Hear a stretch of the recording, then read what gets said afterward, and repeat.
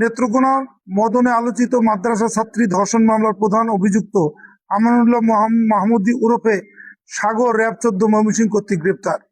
গত 23 এপ্রিল 2026 বাদীর দায়েরকৃত এজাহারের বিবরণে জানা যায় যে ধৃত অভিযুক্ত আমানুল্লাহ মাহমুদ ওরফে সাগর 30 নেত্রকোনা জেলার মদন উপজেলায় হযরত ফাতেমাতুজ্জোহরা মহিলা কওমি মাদ্রাসার প্রতিষ্ঠাতা ও শিক্ষক। ভুক্তভোগী শিশুটি একই এলাকার বাসিন্দা ও পরিবারের একমাত্র কন্যা সন্তান। শিশুটির বাবা তাদের ছেড়ে দীর্ঘদিন ধরে নিরুদ্দেশ। জীবিকার তাগিদে শিশুটির মা সিলেটে গৃহ পরিচারিকার কাজ করেন। শিশুটি তার নানির কাছ থেকে ওই মাদ্রাসায় লেখাপড়া করত। গত কিছুদিন থেকে শিশুটির মা শারীরিক অবস্থার পরিবর্তন দেখে 18 এপ্রিল 2026 মডার্ন ডায়াগনস্টিক সেন্টার মদন নেত্রকোনায় চিকিৎসকের শরণাপন্ন হলে শিশুটি 7 মাসের অন্তঃসত্ত্বা বলে জানা যায়।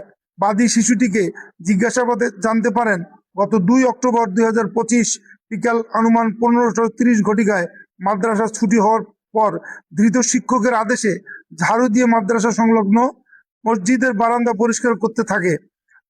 সেই মুহূর্তে ধৃত শিক্ষক শিশুটিকে তার কক্ষে ডেকে নিয়ে জোরপূর্বক তার ইচ্ছার বিরুদ্ধে ধর্ষণ করে বলে বাদী অভিযোগে উল্লেখ করেন। এ ঘটনায় ভুক্তভোগীর মা বাদী হয়ে নেত্রকোনা জেলার মদন থানায় মামলা দায়ের করেন, যার মামলা নম্বর 17 তারিখ 23 এপ্রিল 2024 নারী ও শিশু নির্যাতন দমন আইন 2000 সংশোধনী 2002-9-1 তৎসহ 506 পেনাল কোড।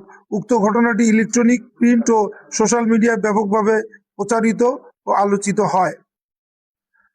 ঘটনার পর থেকেই অভিযুক্ত শিক্ষককে গ্রেপ্তার করতে আমরা র্যাব 14 ছায়া তদন্ত শুরু করে এবং গ্রেপ্তার আতঙ্ক এড়াতে এবং গ্রেপ্তার এড়াতে এই অভিযুক্ত শিক্ষক এলাকা ছেড়ে আত্মগোপনে চলে যায়। এরই ধারাবাহিকতায় গোপন সংবাদের ভিত্তিতে সদর কোম্পানি র্যাব 14 ময়মনসিংহের একটি চৌকস আভিযানিক দল 6 মে 2026 খ্রিস্টাব্দ ভোর আনুমানিক 4:15 ঘটিকায় ময়মনসিংহ জেলার গৌরীপুর থানার সোনামপুর এলাকা থেকে অভিযুক্ত আমানুল্লাহ মাহমুদ আরাফি ওরফে সাগরকে গ্রেপ্তার করতে সক্ষম হয়। পরবর্তী আইনানুগ ব্যবস্থা প্রক্রিয়াধীন রয়েছে। ধন্যবাদ সবাইকে।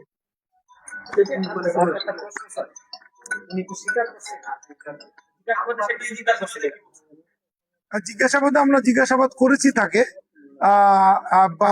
পরবর্তীতে তদন্তকারী কর্মকর্তা তাকে রিমান্ডে নিয়ে জিজ্ঞাসাবাদ করতে পারে। আমরা প্রাথমিক জিজ্ঞাসাবাদ করেছি, সে খুব বেশি কোনো কিছু বলেনি আমাদের সাথে।